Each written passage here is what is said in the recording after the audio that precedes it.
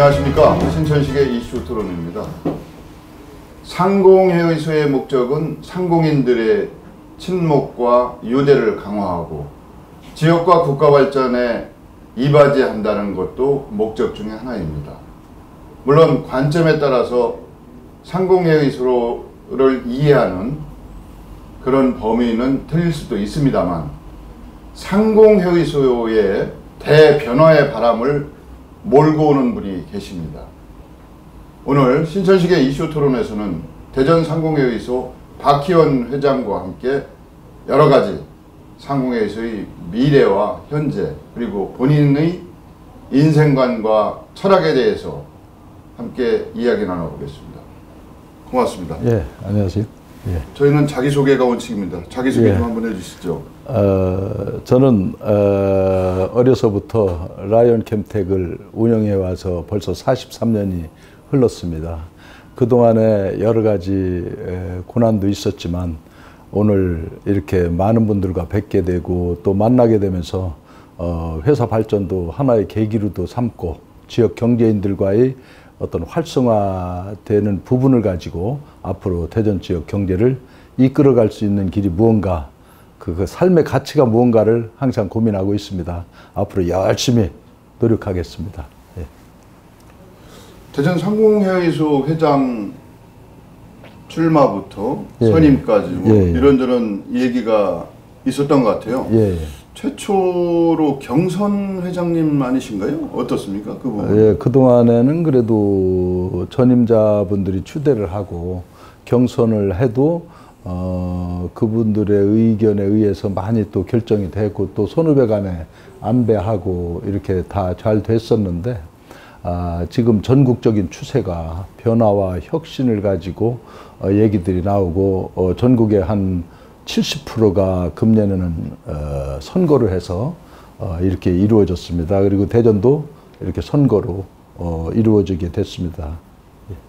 그 선거 과정에 뭐 이런저런 이야기도 있었을 테고요. 예, 예. 특히 처음부터 무슨 상근 부회장을 없앤다든지 뭐 예, 이런 것이 예, 뭐 공개적으로 아니면 예, 암암리에 다 예, 퍼졌는데 예. 그런 경우 혹시 그 상근 부회장을 선임하게 된 그런 뭐 인사라고 할까? 그 측하고의 예. 그 갈등 같은 것은 없었습니까? 뭐 그런 건 전혀 없었고요. 예. 대개 상공회의소의 상근 부회장은 회장 바쁘거나 유고시에 대행을 할 수 있는 기능을 갖고 있죠. 그런데 대전 충청 지역의 상공인들이 사실 다른 지역에 비해서 상당히 열악합니다. 그러다 보니까 그 봉급 한 분 나가는 것도 사실 벅차기도 하고요. 그래서 회장이나 또 기업인들 중에 부회장 또 사무국장이 있으니까 더 열심히 뛰면은 우선 자급자족의 길을 만들어 놓고 그 다음에 규모가 커졌을 때 상근 부회장이 훌륭한 분이 오셔가지고 더 큰 일을 해주신다면 그때 해도 되지 않겠느냐. 제 생각은 이런 생각에서 지금까지 해 나오고 있습니다.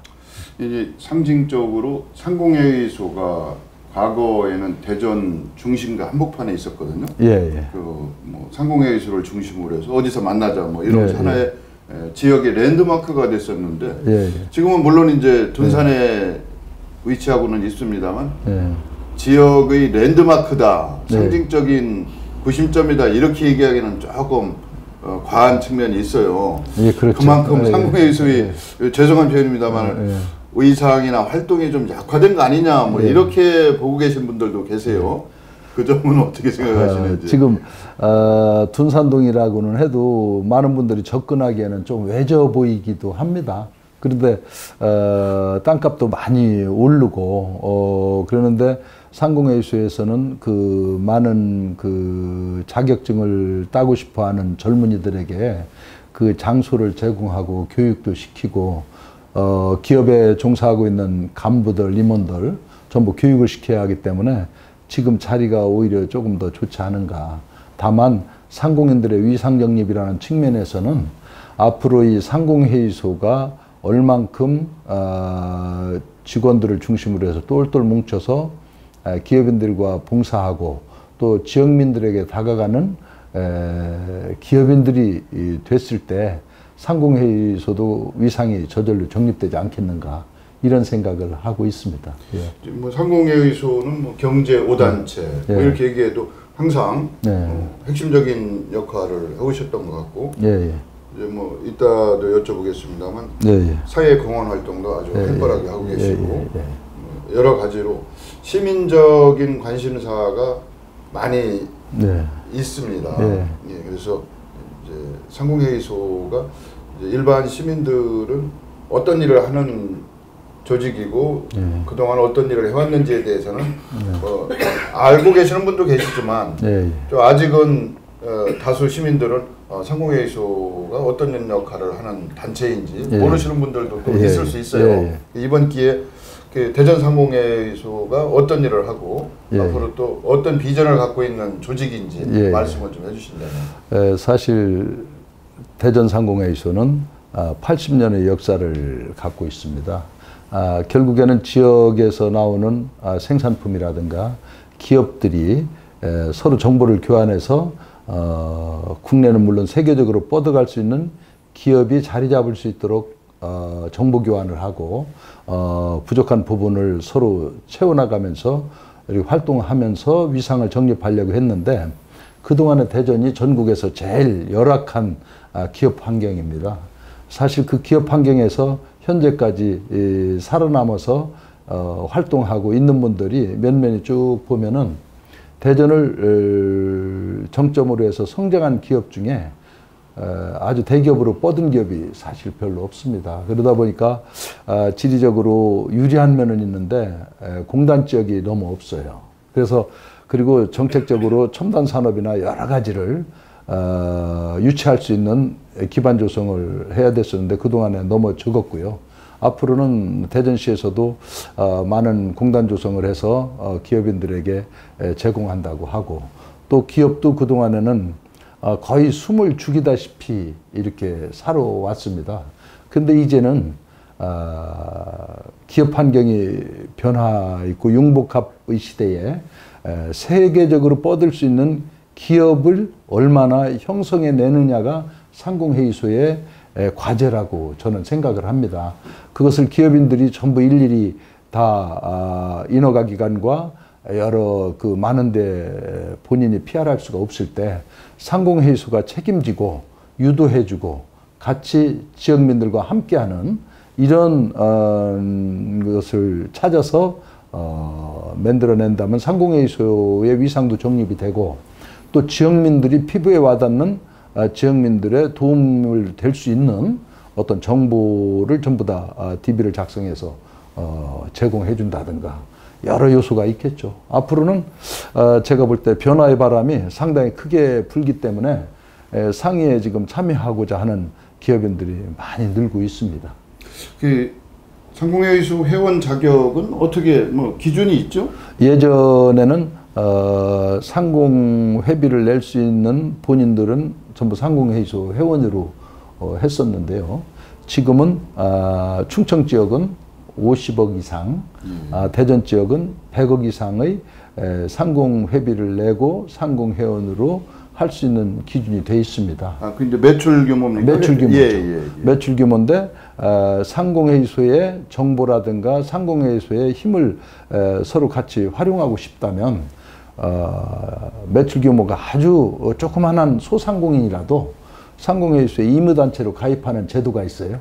아주 조금만 받고 불과 20몇만 원씩 내면은 상공회의소 모든 정보를 제공해주고 그분들의 컨설팅도 해주고 또 어떤 훌륭한 연구소라든가 대학 교수님이라든가 이런 들도 매칭을 해줘가지고 발전할 수 있는 동기를 제공해주고 있습니다. 이제 지난번 선거 과정에서 불거진 얘기라 저도 그때 알았습니다만 그 회비 연회비 납부 액수에 따라서 투표권이 달라진다며요? 그게 이제 일종의 차등 선거라고 할 수 있죠. 차등 선거가 아니라 기업이 회비를 많이 낸 기업에 대해서 권리를 부여한다고 보면 쉽죠. 그러세요. 그런데 상공회비를 많이 내는 건 매출액에서 일부 부가세 낸 부분의 일부에 환산을 해서 제공을 하는데요. 50억의 이상의 한 표씩이 만들어져요. 그러니까 매출액 50억이죠. 그러니까 거기에 따라서 최고 매출액이 아무리 올리더라도 24표 이상은 못 갖게 돼 있습니다. 최고 한계를 줬어요. 그래서 제일 적은 분은 한 표에서부터 이렇게 만들어지는데요.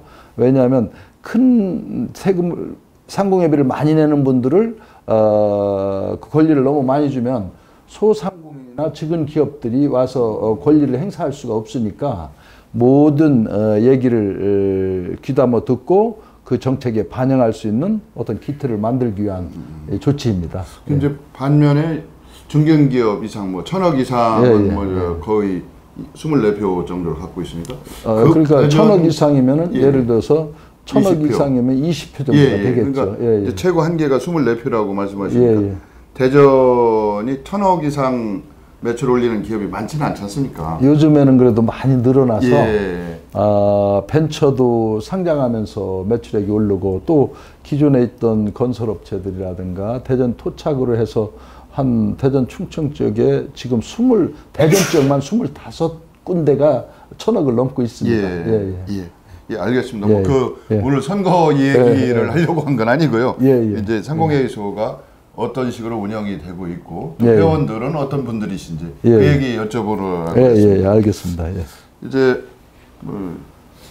우리 박희원 회장님은 외부에서 아주 의욕적이고 아이디어도 많으시고 엄청난 사업가 기질이 있다 이런 얘기들을 하시더라고요. 그렇진 않습니다. 근데 이제 회장 취임 후 취임하신 지가 이제 정확히 지금, 며칠 됐어요?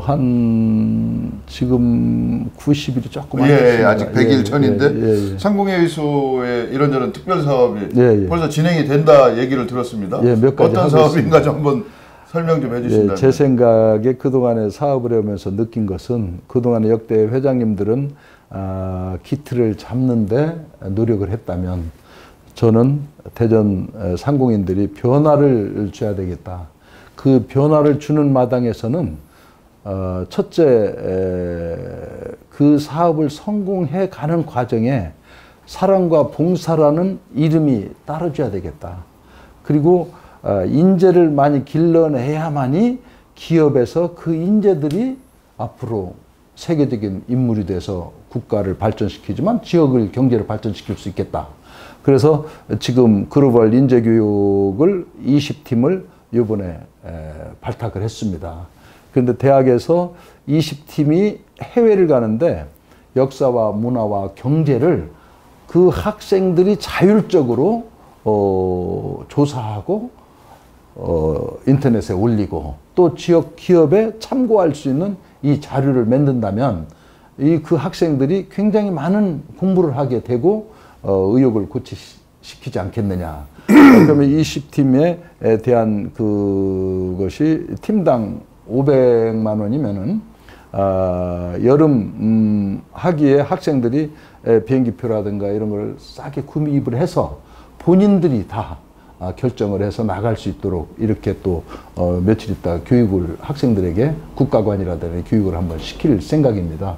그리고 거기다가 의외로 정부에서 복지라든가 이런 쪽에 많이 신경을 쓰고 있지만 또 사각지대에 있는 차상위 계층들 부모님들이 뭐 어떤 불우한 어떤 환경으로 교통사고나 아니면은 이혼이나 이래가지고 할머니 할아버지들이 드리고 있는 어려운 그 학생들이 참 많은 것 같아요. 그래서 각 구청과 충남의 몇 군데 그 군청 기관장님들한테 의뢰를 해서 복지과에서 정식적으로 도와주지 못하면서 어려운 사람들을 발굴을 해달라. 그래서 한 100명을 이게 그냥 한 번에 일회성으로 끝나는 게 아니라 걔들이 어느 정도 초등학교, 중학교를 나올 때까지 지속적으로 월 우선 10만 원씩 하면 한 달에 120만 원씩 들어가죠. 그래서 이것을 꾸준히 도와줘서 이 사람들이 나중에 대학을 갈 때 대학 가서도 글로벌 인재교육에 참여도 하고 지역을 사랑하게 되고 이렇게 어려운 사람들을 도우면서 본인들이 저는 항상 하는 얘기가 이렇게 도움을 받은 것을 나중에 성장해서 큰 인물이 됐을 때 사회 조그마한 사람들에게 서로들 힘든 사람에게 빚을 갚아주면 좋겠다. 그리고 우선 그 사업을 하는 이유 중에 제일 큰 것은 기업이 성장을 해나갈 때 그 돈을 아무리 벌여도 고생할 때 그 열정이 나이가 먹으면서 허무해지는 것 같아요. 그것을 보람을 찾게 하면서 기업을 더 성장시켜야 하는 목적의식을 주고 있는 거죠. 오히려 기업인들한테. 네. 그래서 기업인들은 우리가 성장시킨 이 학생들이, 어린 사람들이 나중에 성장해서 지역을 위해서 또 그 기업에 와서 저도 이제 글로벌 인재교육에 대학에서 몇 군데 강의를 해주고 그런 걸 몇 번 시도를 했었어요. 해보니까 그 학생들이 우리 회사에 와서 연구실이나 생산이나 관리 쪽에서 아주 학교에 그것은 조금 뒤지는 것 같지만 석사 박사를 무료로 다 제공해주고 하니까 그 코스를 밟게 해주니까 아주 훌륭한 인재로 변모하는 걸 봤거든요. 그래서 기업인들이 이미 많이 그런 것을 숨어서도 하고 또 열심히 하고 있습니다. 하는데 아주 적은 기업들이 이런 데 참여하는 모습을 보고 더 큰 욕망과 열정을 가져라. 이런 의미에서 장래를 보고 시도하는 것입니다. 물론 현재 어렵다고 해서 소외됐다고 해서 그분들을 방치하는 것이 아니라 네. 그분들에 대한 관심과 애정을 가지고 지원을 하면 그럼요. 기업인 자신에게도 플러스 되는 측면이 많이 있다. 아주 많죠. 예, 서로 이제 상생하는 그렇죠. 그런 모델인 것 같고. 그러한 그 사업이 지속적으로 이어지고 더 확대돼서 많은 사람이 혜택을 받고 더 많은 기업인들이 관심을 가질 수 있도록 뭐 이렇게 하실 거라고 이제 기대를 해보겠습니다. 계속적인 제가 사업을 하는 한은 저는 그것을 계속 이어갈 걸로. 그리고 또 기업인들이 이미 동참을 하고 있어서 굉장히 호응이 좋습니다. 그렇게 하고 이런 예가 상공회의소 역사에 다른 우리나라에 없다 해가지고 이것을 갖다 자료 좀 보내달라고 대전상공회의소로 천안이라든가 전국에서 이 사례 참 좋다. 우리 기업인도 같이 동참하자. 이런 책임감을 지금 많이 느끼고 있는 것 같아요. 이제 우리 박 회장님을 뵙고 저도 이번 시전식의 이슈 토론을 통해서 처음 뵙게 됐습니다만 인생관, 소신과 철학에 대해서 또 접할 수 있는 기회가 된 것 같습니다. 뒤에서 또 여쭤보겠습니다만 이제 특별히 이런 사업을 소외계층이나 불우한 이웃에 대해서 요즘 뭐 청년들 같은 경우 삼포 시대다. 그렇죠. 실업부터 시작해서 뭐 결혼도 포기하고 뭐 여러 가지 관심을 많이 가져야 되는데 그걸 어느 정도 경제적으로 여유가 있는 기업인들이 모이는 상공회의소에서 그런 활동을 하신다는 것이 상당히 의미가 있다. 또 전국 최초라고 하니까 더 다시 한번 그 의미를 되새겨봐야 될 것 같은데 특별히 그런 일을 하시게 된 어떤 계기가 있습니다. 뭐 있으시죠? 저희들이 제가 12살 때 아버지가 돌아가셨어요. 6남매를 남겨놓고. 근데 그 전까지 우리 부모님들이 예전에는 다 못 살았거든요. 그런데 철도국에서 말단으로 근무하시면서도 공무원들은 작업복을 6개월마다 한 번씩 바꿔주면 그 작업복을 다 버리는 걸 집으로 다 가져와서 다 빨아서 동네에 어려운 분들이 많이 거린들이나 이런 분들이 많이 오실 때 같이 옷을 빨아 입히고 밥을 같이 죽이라도 먹고 같이 그 보리밥도 같이 먹으면서 이렇게 같이 하는 걸 보면서 저희들이 아주 그 느낌이 많았는데 제가 성장하면서 보니까 그러한 것들이 제가 성장해서 사회생활을 할 때 어떤 그 힘들고 어려운 계기 때마다 많은 분들이 나타나서 도와주시는 거예요.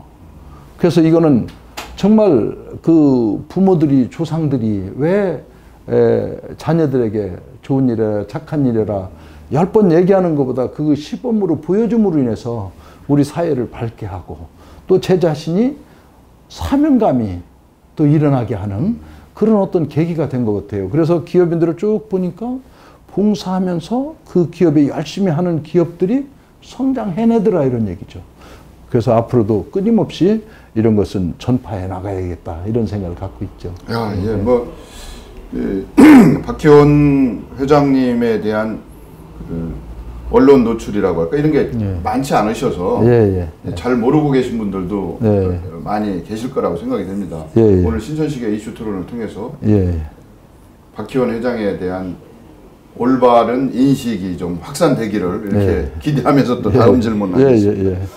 뭐 기업 환경이 어려워지고 있는 것은 대전 지역만의 문제는 아니고 대한민국 전체의 문제고 세계적으로도 문제가 심각한 것 같아요. 그러면요. 특히 이제 대한민국 같은 경우는 수출 주도형 고도 성장을 이루었는데 지금 수출이 침체 내지는 마이너스를 한다고 몇 년째 하고 있어서 걱정들을 많이 하고 있더라고요. 그렇죠.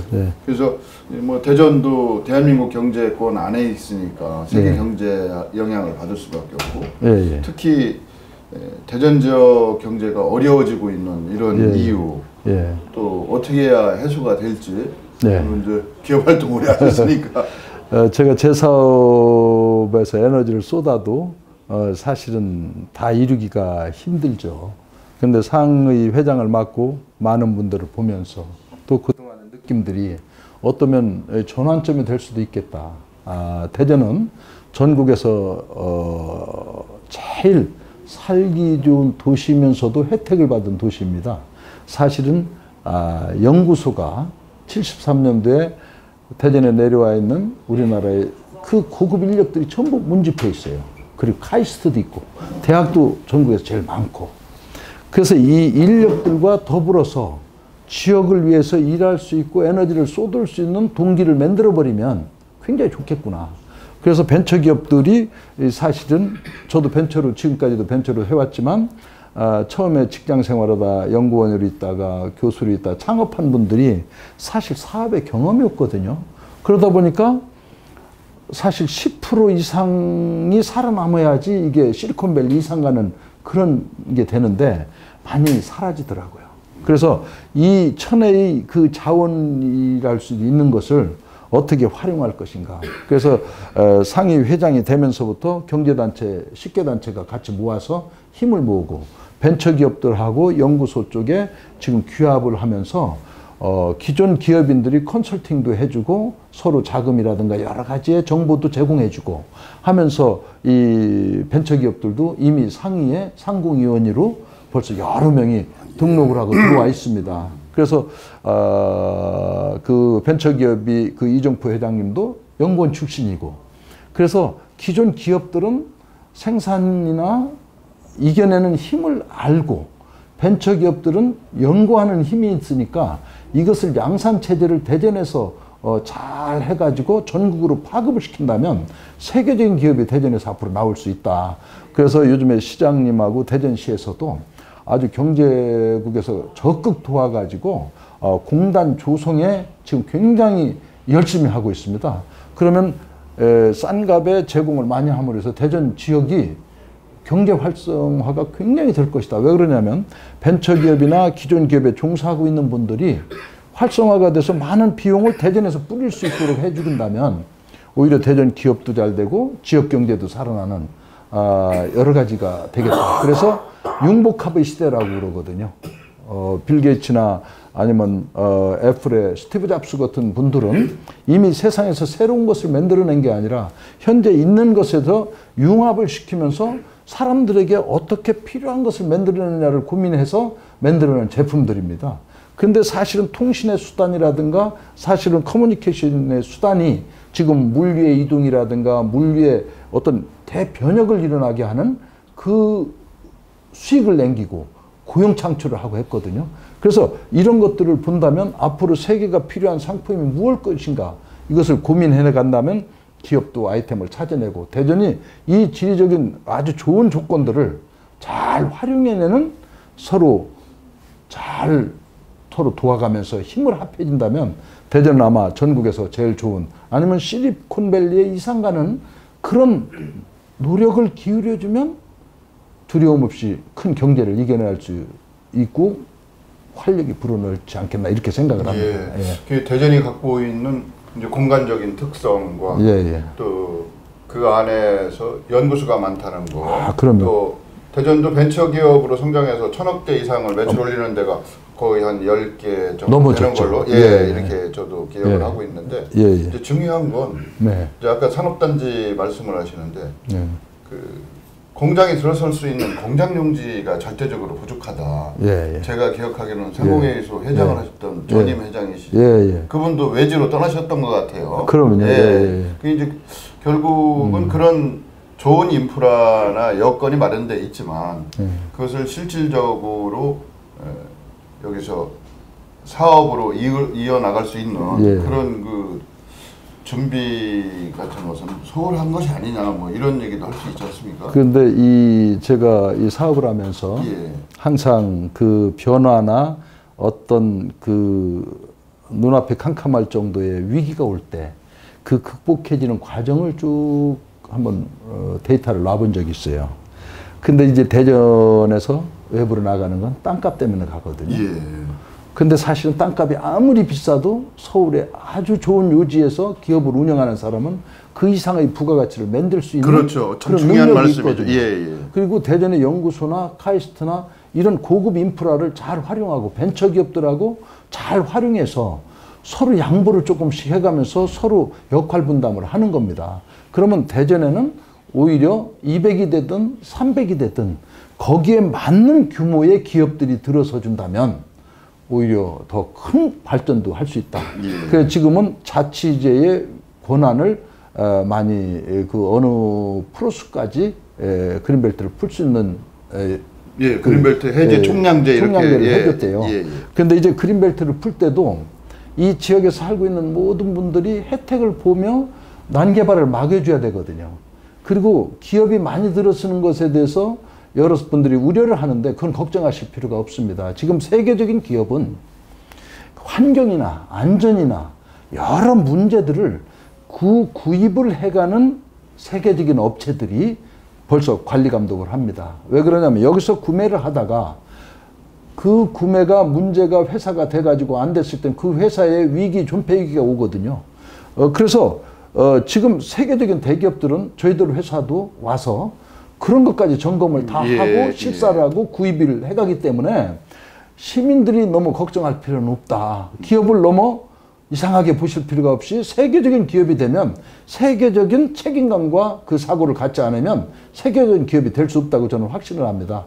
그러니까 서로 감싸고 도우면서 뭔가를 이룰 수 있도록 꽃을 피울 수 있도록 이렇게 만들어 주셔야 되지 않겠는가 이 생각을 합니다. 뭐 말씀을 나누다 보니까 우리 박 회장님이 이제 실제 기업 경영을 하면서 얻게 된 여러 가지 그 노하우도 있으실 테고 또 평소에 소신도 있으실 것 같은데 제 그 말씀 중에 아무리 그 지대가 비싸고 뭐 땅값이죠. 땅값이 비싸다고 해도 초기 투자비보다 거기서 나중에 부가가치 창출하는 것이 더 크다고 하면 기업은 뭐 그쪽으로 몰릴 수밖에 없는 것이다. 그렇죠. 바로 그런 부분에 저희가 착안을 해서 뭐 이 프로그램을 대전시 경제국에서도 뭐 우리 경제국장님도 보시고 계실 거로 생각이 되는데 뭐 좋은 차관점인 것 같고 그런 방향으로 나가는 게 바람직하지 않을까 이런 생각을 좀 해봅니다.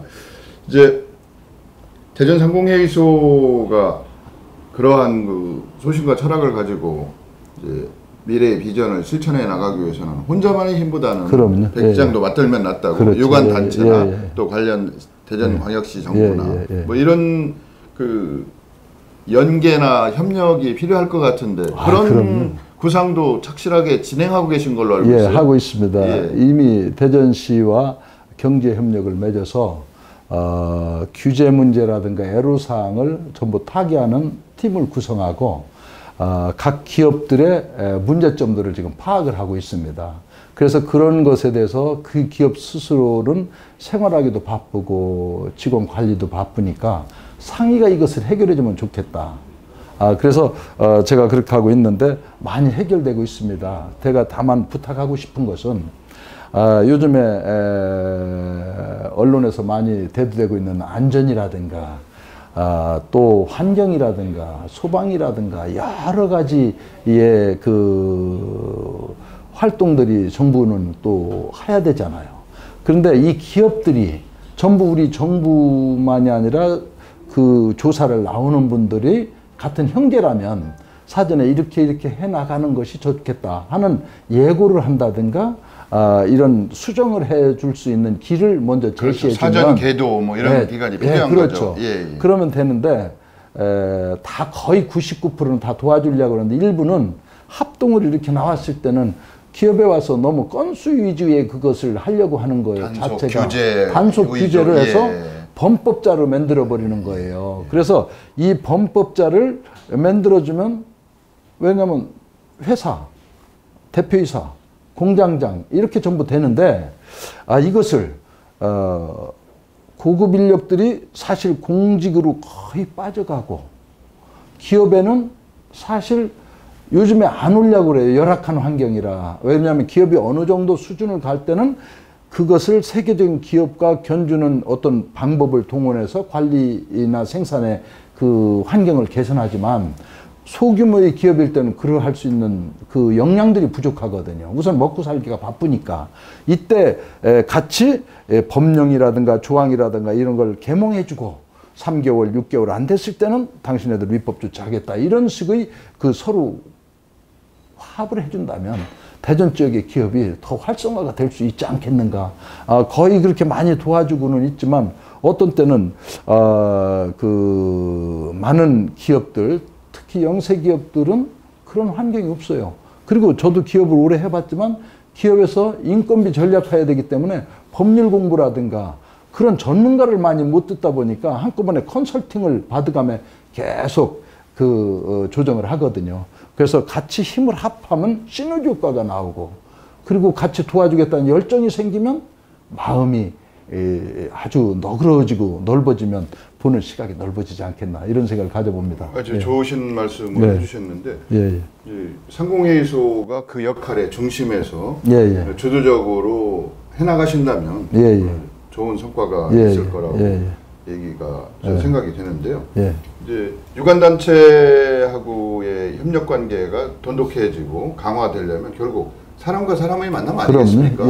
거의 단체장도 필요할 테고 시장도 필요할 테고 주무 경제국장도 만나야 되고 또 때로는 담당 사무관이나 주무관하고도 친하게 좀 지나셔야 되고 뭐 그런 것이 그것은 저희가 법을 뭐 이용하고 기만한다는 것이 아니라 지금 말씀하신 대로 기회를 주고 준비할 수 있는 시간적인 여유를 줘야 되는 거 아니겠습니까? 그러면 더 좋죠.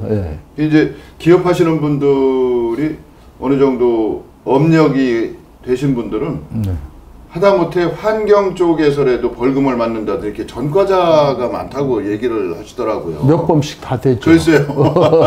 그런 것은 뭔가 좀 개선해야 될 부분이 아닌가. 이제 조속하게 일반 무슨 뭐 형사범이나 그런 그 범죄자하고는 틀리거든요. 아니 뭐 그분들을 뭐 적극적으로 옹호하고 그런 차원이 아니라 기업 환경이라고 하는 것은 이제 불가피한 측면이 있을 경우에는 개선해서 다시는 그런 사례가 발생하지 않도록 하는 것이 맞는 거지. 그걸 어떤 그 처벌을 가해서 그분들의 그 기업 활동 의지를 꺾는다든지 이런 것은 전체적으로 국가적으로도 마이너스가 아닌가 뭐 이런 취지에서 말씀을 드렸습니다. 근데 이제 그게 한 번, 두 번, 세 번 그런 행위를 계속 저지르는 기업인은 사실 기업인 자격도 없습니다. 그걸 극복해내고 그런 극복해낸 것이 세계 속에다가 변화를 주는데 우리 상품을 팔을 수 있는 그 고급을 만들어내려면 여러 가지 발상이 돼야 되겠죠. 그래서 지금 대전시나 유관기관이 아주 적극 팔걷어붙이고 나서서 지금 기업들을 그 규제사항이 뭐가 있는지 애로사항이 뭔지 지금 아주 대전의 변화가 아주 크고 있습니다. 기대가 됩니다. 우리 박희원 회장님은 이제 앞으로 성공한 상공회의소 회장으로 또 기억이 될 것 같은 그런 생각이 듭니다만 이미 기업인으로서는 어느 정도 성공한 기업인으로 이제 회자되고 있는데 특별히 경영 철학이 있으시다면 뭐 지금 언뜻 말씀을 하셨습니다만 나는 기업을 하는 목적이 이런 목적에서 기업을 하게 됐다. 또 앞으로도 그럴 것이다. 이런 생각을 한번 말씀해 주신다면. 제가 처음에는 어린 나이에 사업을 시작할 때는 가족들하고 먹고 살기 위해서 했어요. 근데 먹고 살기 위해서 할 때마다 저의 열정과 욕망이 자꾸 무산되는 느낌을 받았어요. 그래서 어느 날 모든 사업에서 남들이 하는 사업, 일반적으로 하는 건 하지 말자. 어차피 식당을 하든 뭐를 하든 많이 진입 장벽이 얕은 건 누구나가 다 할 수 있으니까 그건 두고 세계적인 기업이 되려면 세계적인 마인드를 갖는 그리고 상품을 한번 만들어 보자. 그런데 돈도 아니면 마케팅도 생산도 연구도 모든 게 부족한데 그 목표를 가지고 노력을 하니까 어느 날 그런 것들이 조금씩 보이기 시작하더라고요. 그런데 그 보이면서도 시행을 할 때 인력이 굉장히 어렵거든요. 세계적인 인물이 있어야지 그 사업과 경쟁할 수 있는 걸 만들거든요. 그런데 그런 의지와 열정을 갖고 있으니까 나타나는데 그때 이분이 해낼 거냐 안 해낼 거냐, 그러면 내가 뒤를 부축해 줄 거냐 안 해줄 거냐, 그러다 보니까 결단력이 필요하게 됐어요. 그런데 그분과 대화하다 보고 아주 순수한 마음을 가지니까 그분들이 갖고 있는 어떤 대기업적인 시설이나 이런 데는 돈이 100억이나 200억이 들어간다면 저는 그런 투자할 돈이 없으니까 30억이나 50억을 갖고도 효율이 극대화되는 방법이 없을까. 그런 것들을 몸에 배다 보니까 어느 계기에 사업을 조금씩 알게 되더라고요. 그래서 지금은 저희들은 거의 60% 이상이 수출을 하고 있습니다. 그래서 세계적인 기업들과 업계를 나란히 할 수 있으려면 그만한 역량이, 그만한 기술이, 그만한 시장을 알 수 있어야 되거든요. 그래서 지금 어려운 기업들이 많은데 그 생산을 하면서도 항상 이게 세계 최고로 만들어내면 어떤 결과가 나올까는 하여튼 꿈 같은 어떤 그런 열정과 희망을 가지고 그걸 부딪혀보면 그걸 읽는 힘이 생기게 되는데 그건 좀 길겠죠. 짧게 된 것은 금방 만족할 수 있지만 길게 보면 길게 더 큰 일을 해낼 수 있는 기회가 저는 온다고 보고 있습니다. 예. 누누이 말씀을 하시는데 기업의 사회적 책임, 사회적 공헌에 대해서 이제 이미 체득을 하고 실천을 하고 계시는 것 같아요. 최근 들어서 저희가 압축 성장을 통한 고도 성장을 이룬 국가 중에 하나가 되지 않았습니까? 선두 국가 중에 하나인데 그러면서 그 그늘이 생겼는데 환경이 파괴되고 또 사람답게 살 수 있는 인간의 권리가 많이 망쳐졌어요. 그렇죠. 그래서 환경과 인간이라고 하는 주제가 우리가 다시 고민하고 존중해줘야 될 가치라고 할 수 있는데 그것이 결국은 사회공헌 활동이 될 수 있고요. 그런 두 가지 그 주요 키워드라고 할까, 주요 단어를 그 기업 활동을 통해서도 적극 반영하려고 하고 계신 것 같은데 그런 사회공헌 활동에 대한 생각은? 처음에 사업을 시작할 때부터 돈을 벌으면 의뢰이 어려운 사람들과 같이 도와야 되겠다. 그러다 보니까 어려운 사람을 도우려니까 돈을 많이 벌어야 되겠거든요. 그런데 돕다 보니까 이런 게 있어요. 의타심이 많은 분들은 항상 도움던 것을 당연히 도움을 받는 걸로 생각을 해요. 그래서 저는 차상위계층이나 학생들에게 투자를 하는 것은 이 사람들은 나이가 먹어가면서 세상을 밝게 볼 수 있는 그런 계기가 되거든요. 그리고 지금 문화예술계나 여러 가지로 보면은 힘든 속에서도 그 용기를 잃지 않고 그 많은 분들에게 정신적으로 많은 것을 도움을 주고 있거든요. 그래서 기업이 할 사명은 직원들에게 경쟁력 있는 직원을 만드는 것도 중요하지만 더 아름다운 마음씨를 가지고 사업에 종사하면서 제품을 만들어내면 사람들이 공감할 수 있는 제품을 만들 수 있지 않겠느냐. 그리고 하나에서 10가지 전략하고 체계적으로 이걸 만들어낼 수 있는 길이 뭐냐. 지금까지는 사회가 우리나라가 너무 갑자기 경제 발전하면서 이 세계적인 경쟁을 하기 위해서 움직였다면 그때는 경쟁을 할 때 살아남아야지 다음을 볼 수 있었거든요. 그때는 앞뒤를 못 보고 왔지만 이제는 그것까지도 아우러져서 국민이 전부 시민이 공감할 수 있는 그런 밝은 사회를 만들면서 봉사하고 서로 감싸주고 이러다 보면 그게 저절로 마케팅의 역량도 같이 오지 않겠느냐. 좋은 일을 하는 기업에 대한 이미지는 시민이 먼저 알고 상품도 찾아줄 수 있는 거 아니냐. 그래서 기업인을 위해서라도 그 어느 정도의 기금은 항상 좋은 일에 써야 된다. 저는 이렇게 생각을 하죠. 예. 이제 기업 활동이라고 하는 것이 어떻게 보면 비정한 승부의 세계라고 할 수가 있지 않습니까? 그렇죠. 예. 뭐 여러 가지 그 구성 요소가 있다면 다 남들보다 우수하고 남들보다 능가해야지 되니까 뭐 한 푼이라도 싸야 되고, 그렇죠. 한 푼이라도 싸게 만들어내야 되고, 그 글로벌 시대라고 하면 다수의 세계 각국을 향한 무한 경쟁의 시대라고 할 수 있는데 이제 그러면서 사람의 심성이 황폐해질 수밖에 없거든요. 남을 배려하는 마음, 양보하는 마음 이런 것이 적어질 수밖에 없어요. 그러면 죽음이니까 또 죄송한 표현이지만 그래서 그런 황폐한 심성을 어루만져 주기에는 문화나 예술의 기능을 무시해서는 안 되거든요. 정서를 순화시키고. 그래서 이런 그 사회공헌 활동 중에 문화나 예술 쪽에도 특별한 관심을 좀 갖고 계신지 이건 뭐 돌발 질문인데. 그래서 문화나 예술을 하는 분들을 전부 만나보니까 그 전문가로서의 소양이 아주 많이 갖춰져 있는데 이것을 갖다가 시민들이 동참하게 만드는 역량이 좀 부족한 것 같아요. 내 능력이 최고라고 자부심은 좋은데 이것을 보고 같이 규합하고 융합하고 하는 그 역할들을 누군가가 해줘야겠다. 그래서 저는 문화예술 계통에도 제가 후원할 수 있는 길이 있다면 저는 과감하게 하고는 있는데 의외로 그쪽에 생각보다 자급자족할 수 있는 역량들이 많이 부족해요.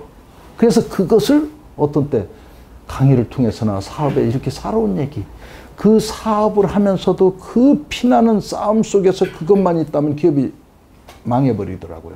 그 이유는 좋은 제품과 세계적인 사람들과 상품을 팔려면 마음이 아름다운 사람들이 그 분에게 공감이 돼서 이 사람과 지속적으로 거래를 했을 때 이익을 창출해 주겠다는 마음을 나오게 움직여줘야 되거든요.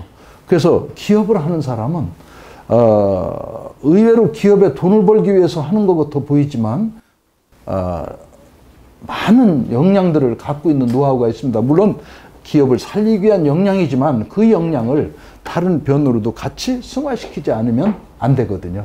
그래서 남보다 더 많이 인문학에 대해서도 읽어보게 되고 공부도 하게 되고 사람들과 만나게 되고 어떤 것이 내가 갈 길에 가치관이 심어져 있는가 이걸 많이 생각을 하게 됩니다. 네, 그 말씀 하시니까 우리 박 회장님 같으신 경우는 다양한 분야에 관심도 많으시고 특히 인문학 쪽에도 많은 그 독서량이 있으실 것 같아요. 어려서부터 그 부모님 일찍 돌아가시면서 가방끈이 짧았거든요. 그러니까 나중에 어느 정도가 되면서부터 나이 30살 넘어부터 대학원을 참 많이 다녔어요. 그러면서도 어떤 때는 그 책임 역할을 회장도 많이 맡고 하보니까 이 책임자의 역할이라는 것이 엄청 힘들구나. 그분들의 공감을 끌어내지 않으면 그 회가 잘 발전할 수 없구나. 그러다 보니까 사실 많은 이것저것 해외 출장을 가고 그럴 때 서름도 공항에서 많이 받고 책도 나가면서 계속 읽어본 것은 인생이 뭐냐 말이죠. 내가 왜 돈을 벌어야 하는가? 그리고 사업을 얼만큼 성장시킬 것인가? 답이 없는 길이 너무 많더라 이거죠. 그런데 많은 분들이 남겨놓은 발자취 속에는 예를 들어 저는 소크라테스의 그 내가 제일 잘 알 수 있는 게 하나 있다. 소크라테스가 그랬거든요. 세상을 너무 모른다는 것이다 그랬어요. 그 대철학자가 그런 얘기를 한 것은 세상은 배울 것이 많다고 하는 것이죠. 그래서 저도 이런 거를 보면서 앞으로 끊임없이 겸손하게 많은 걸 배워가면서 배려하고 감싸주고 가야 되겠구나. 제 꿈은 앞으로 사업을 크게 성공해서 이루는 것도 꿈이지만 이 지역민들이 같이 행복해질 수 있는 길을 한번 조그마한 주춧돌이도 놓고 싶은 거죠. 예. 네. 이제 성공한 기업인의 이미지를 이제 갖고 계시고 또 그것이 저절로 된 게 아니구나 하는 생각을 하게 되는데요. 요즘 2세 승계 얘기가 많이 나오는데 뭐 자녀분들이 계시죠? 사업에 그렇죠. 같이 참여하고 계시나요? 사업에 참여를 군에 제대하고 이렇게 하고 전부 들여왔었어요. 그런데 3개월, 5년 만에 다 내보냈어요. 저는 우리 애들도 아버지가 해놓은 사업에서 스트레스를 받는 것보다 지가 좋아하는 것을 만들어서 지가 아버지와 선의의 경쟁자를 하자. 그러니까 요즘 애들이 그런 얘기가 있거든요. 얘들은 너희들은 아버지가 준 돈으로 최고의 학부와 최고의 공부를 다 했지 않냐. 그러면 니들 스스로 개척할 수 있는 게 니들 스스로 만들어라. 저는 이렇게 하고 아주 좀 냉혹한 편이에요. 아, 좀 독특하시네요. 예. 네. 왜냐면 그래서 지들이 살아남았을 때 조그만한 거라도 맡겼을 때 그걸 사회를 위해서 같이 일하면서 좋은 일을 할 수 있지. 이 대개 2세들 중에 훌륭하게 잘하는 분들도 많지만 2세들이 이 어떤 경쟁에서의 차포자기가 빠른 것 같아요. 그것은 결국에 끝까지 길을 가봤을 때 좌절감과 그 벽을 뚫는 지혜로움이 나올 수 있다. 왜냐하면 몸으로는 못 뚫어내지만 생각으로는 많은 발상을 갖고 경쟁해낼 수 있는 인자를 찾아내는 것이 저는 좋다. 그래서 이 애들에게 아버지 재산은 절대 욕심내지 마라. 나는 나중에라도 사회에 하는 차원도 생각할 수 있다. 그 대신 너희들도 큰 사업을 하든 아버지 살아있을 때 시도를 한다면 내 아버지가 지원해주마. 그런 아버지 재산 욕심내지 마라. 이렇게 하고 있습니다. 아주 독특한 철학이시고 2세 교육을 위해서도 확실한 소신을 갖고 계시네요. 신천식의 이슈 토론이 대학생이나 청년을 향한 그 인생 교육 시간이 된 것 같습니다. 이제 많은 분들이 공감하실 부분이 되고요. 개인적으로 또 기부 활동을 아주 활발하게 하고 계시는 것 같아요. 예, 사실은 오래전부터 해오지만 뭐 밝힐 것이 아니라서 일절 안 밝히고 있으면서 계속 제 개인적으로도 아니면 회사에서도 이렇게 하고 있습니다. 하고 있는데 이런 건 제 마음이 맑은 영혼이 되는 게 좋겠다. 이 사업을 하다 보니까 이익 앞에서 굉장히 너무 따지고 그 생산성에 아니면 불량률에 직원들에게 너무 가혹하게 하는 게 아닌가 하면서도 이런 기부 활동을 통해서 직원들에게 이해를 시키는 거죠. 같이 우리가 동참한 것이다. 그리고 직원들도 같이 동참하자. 그러다 보니까 직원들이 우선 밝아지고 직원들이 또 보람 있어지고요. 그리고 기부 활동이라는 것은 제가 해보니까 더 많이 할수록 그 이상의 몇 곱을 벌어들일 수 있는 방법론이 저한테 또 오더라 이런 얘기죠. 그래서 더 열심히 하면 기업이 흔들림 없이 더 큰 기업이 만들어지고 구조가 아주 짜여진 구조를 만든다면 아주 훌륭한 일을 많이 할 수 있다. 이렇게 생각을 하고 외국의 빌 게이츠 같은 분들, 워런 버핏 같은 분들은 그분한테 많이 기금을 내놔가지고 오히려 내가지고 기업이 성장하는 패턴보다 더 큰 것을 사회를 환원하고 있거든요. 이것은 우리나라도 그동안은 경제가 갑자기 비약적인 발전을 하다 보니까 이 정신적으로 황폐해졌는데 앞으로는 상당히 좋은 사회가 만들어질 수 있다. 저는 이렇게 보고 있습니다. 대전 상공회의소 박희원 회장과 신천식의 이슈 토론 진행하고 있는데요. 박희원 회장께서 갖고 계신 소신과 철학을 알아보고 있는 중입니다. 알아본다는 말은 조금 적절치 않은 표현인 것 같고요. 꿈이 있는 한 그 사람은 청년이다. 뭐 어느 분이 그런 말씀을 하셨어요. 이제 우리 박희원 회장님도 영원한 청년의 모습으로 남게 되실 것 같은데 앞으로 더 하시고 싶은 꿈이 있다면 어떤 꿈을 갖고 계신지 한번 말씀해 주시죠. 지금 작년 1월 2일 날 화재가 나서 공장에 몽땅 다 타니까 세계 제일 큰 듀폰이라는 회사가 우리를 계륵같이 여겼던가 봐요. 그리고 국내 대기업 몇 군데 동영상을 그 뉴스에 나왔던 동영상을 세계적인 그 마케팅 시장에 이렇게 회사 망했다. 그래가지고 이걸 노이즈구만요. 예, 네, 보장적인 그거를 했는데 제가 그거를 완전 정상화가 석 달 만에 시켰고 한 달부터 제품을 내보내기 시작했어요. 예. 그때 제품을 내보낼 때 생산하면 70%가 버리는 거예요. 그런데 그 거래처는 이미 우리하고 거래처기 때문에 딴 데다 주문을 하면 3배, 4배 먹은 공급을 다 끊어버렸거든요. 예. 그런데 제가 그 세계적인 기업들을 몇 군데 오라고 그랬죠. 마케팅을 하는 분들. 와자. 우리 같이 망할래? 같이 살래? 그러니까 뭐냐 이거죠. 당신들이 구할 수 있는 대로 다 구해서 공급을 우선 해라. 그런데 우리가 한 달이 걸릴지 석 달이 걸릴지는 모르겠다. 그럼 그 비용은 어떻게 계산하겠느냐 이거죠. 제가 70%를 다 당신 들어간 돈에 대해서 다 해주겠다. 30%는 당신들이 부담해라. 그러니까 우리 생산할 때까지 최소의 것만 공급을 하고 우리 기다려주더라고요. 급한 거. 그야말로 위기를 기회로 만드셨네요. 예, 그런데 또 저희들은 생산을 불에 탄 것을 전부 복구를 한다고 해봤지만 기계가 전부 이상이 생겨가지고 100개를 뽑으면 70개가 버려요. 그런데 30개를 살리기 위하니까 원가가 3, 4배로 높아진 거예요. 그렇죠. 그런데 그거를 공급을 해줬더니 아주 위기의 순간들이 넘어가니까 그 다음부터 신용 있는 회사다. 아주 이 회사와 거래를 한다면 우리는 괜찮겠다 이런 얘기를 들었거든요. 그래 그 다음부터 이쪽에서 지금 세계적인 회사의 동향이 어떤 것인가 이걸 조사해 가지고 이제 접목을 시키려고 지금 조금 준비를 하고 있습니다. 예, 이제 우리 박희원 회장님을 제가 처음 모시고 얘기를 나눠보는데 시간이 짧은 게 안타깝다 뭐 이런 생각이 듭니다. 이제 마무리할 시간이 된 것 같아서 짧게 한 30초 정도만 마지막 말씀 한번 해주시죠. 지금 대전시 경제나 정부가 참 많이 어렵습니다.